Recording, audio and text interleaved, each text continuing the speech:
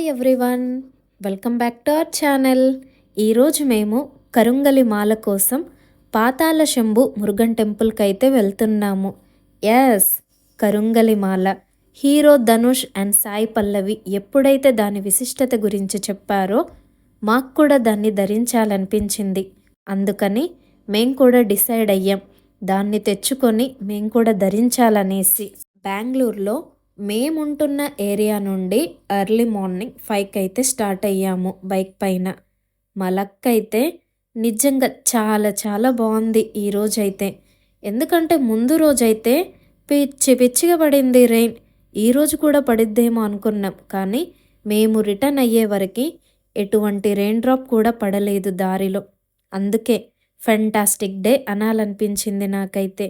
Reason ఏంటో తెలిసిందేగా, బెంగళూరులో rainy season అంటే కనీసం డేలో ఒక్కసారైనా వర్షం పడాల్సిందే. అందుకని లక్కీ డే అనాల్సి వచ్చింది. దారిలో అయితే పెట్రోల్ బంక్లో పెట్రోల్ అయితే ట్యాంక్ ఫుల్ చేయించాం. 3-4 డేస్ బిఫోర్ నుండి అనుకుంటున్నాం వెళ్ళి రావాలి అనేసి. బస్ లేదా ట్రైన్కి వెళ్ళొద్దాం అనుకున్నాం, కానీ ఒక బెట్ వేసుకున్నాం, వర్షం కనుక రాకపోతే బైక్కి వెళ్దామనేసి, లేదంటే బస్ ప్రిఫర్ చేద్దాం అనుకున్నాం. కానీ మా లక్ అయితే చాలా బాగుంది. వర్షమే లేదు ఆ రోజు మార్నింగ్ లేచిన దగ్గర నుండి. బట్ ట్రైన్ లేదా బస్కి వెళ్ళి రావచ్చు, కానీ అక్కడ టెంపుల్ దగ్గరలో స్టే చేయడానికి ఎటువంటి హోటల్స్ మనకి అవైలబుల్లో లేవు. అందుకని మేము బైక్పై వెళ్ళి రావాలని డిసైడ్ అయ్యాము. బైక్పై ఇంత లాంగ్ జర్నీయా, ఎలా ఉంటుందో ఏమో అనుకున్నాం, కానీ వెళ్ళి వచ్చేంత వరకు మాత్రం మేము ఎటువంటి రిగ్రెట్ ఫీల్ అయితే అవ్వలేదు. ఎందుకంటే వెళ్తున్న దారిలో వచ్చే వ్యూస్ మాత్రం చాలా చాలా బాగున్నాయి. నిజంగా మాతో పాటు ఇంకో 2-3 కపుల్స్ వస్తే మాత్రం చాలా ఎంజాయ్ చేయొచ్చు అనిపించింది. బట్ ఎనీవేస్ మేమిద్దరం అయితే భలే ఎంజాయ్ చేసాం, వెళ్ళే అప్పుడు అండ్ వచ్చే అప్పుడు కూడా. వ్యూస్ మాత్రం సూపర్గా ఉన్నాయి. ఇలా బస్ లేదా ట్రైన్లో వెళ్తే మాత్రం మేబీ మిస్ అయ్యే వాళ్ళమేమో, బట్ ఇట్స్ ఓకే. మేం మాత్రం సూపర్గా ఎంజాయ్ చేసామండి.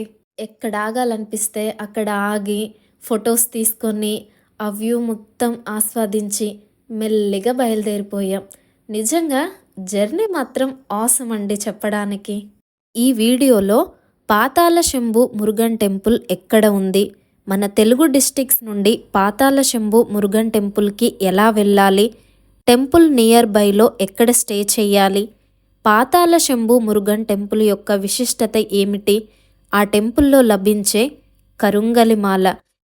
కరుంగలి మాల యొక్క విశిష్టత ఏమిటి అనేది ఈ వీడియోలో తెలుసుకుందాం మనం.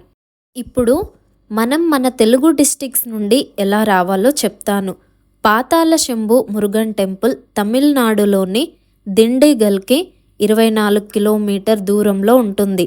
మన తెలుగు డిస్ట్రిక్ట్స్ నుండి దిండిగల్కి డైరెక్ట్ ట్రైన్స్ అవైలబుల్లో ఉన్నాయి.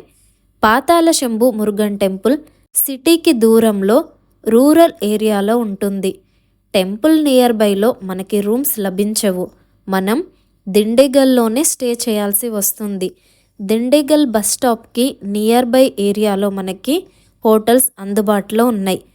దూరం నుండి బస్సా ట్రైన్స్కి వచ్చే వాళ్ళు ఎవరైనా సరే దిండిగల్లో మాత్రమే స్టే చేయాల్సి వస్తుంది.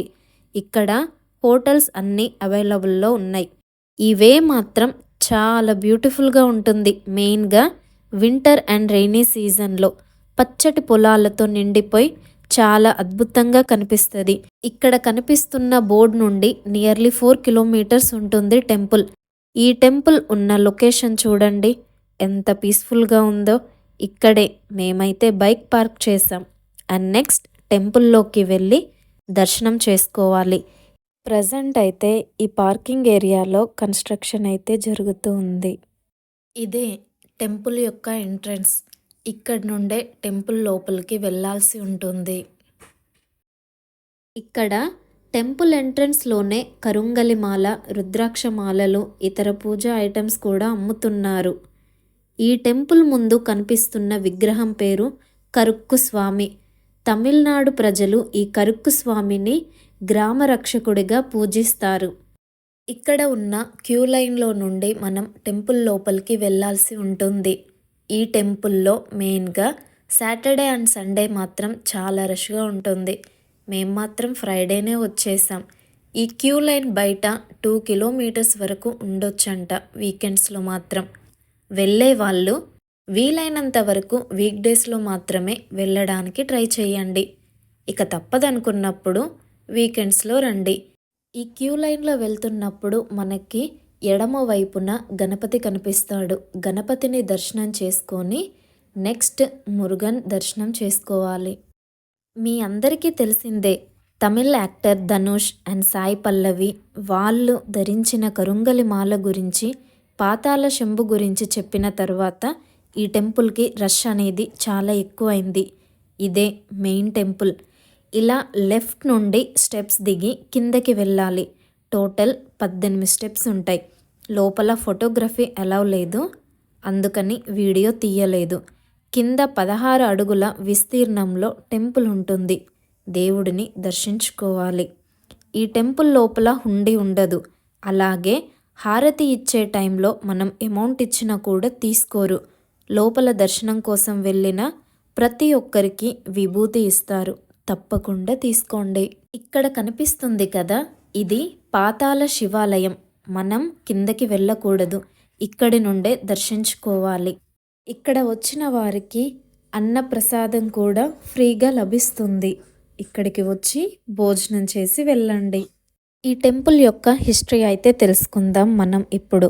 మన అందరికీ తెలిసిందే, తమిళనాడు ప్రజలందరికీ సుబ్రహ్మణ్య స్వామి ప్రధాన దైవం అని. కుమారస్వామికి సంబంధించి ఎన్నో మహిమలు ఈ ప్రాంతంతో ముడిపడి ఉన్నాయి. సహజంగా ఇక్కడ సుబ్రహ్మణ్య స్వామి టెంపుల్స్ అన్నీ ఎక్కువగా కొండలపైన మాత్రమే ఉంటాయి.